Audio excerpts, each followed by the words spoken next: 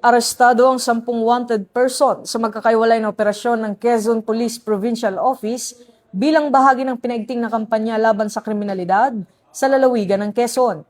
Kabilang sa mga nadakip ang 2 regional level most wanted person at 8 iba pang wanted individual na nahaharap sa iba't ibang kaso tulad ng qualified rape, paglabag sa Republic Act No. 7610, qualified theft, perjury, physical injuries at iba pang paglabag sa batas.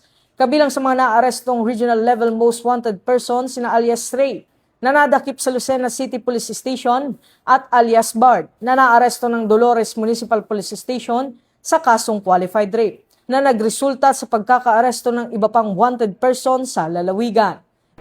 Mula rito sa PNP National Headquarters, ako ang inyong PNN correspondent, Patrolman Don Brosas, alagad ng batas, tagataguyod ng Balitang Pulis.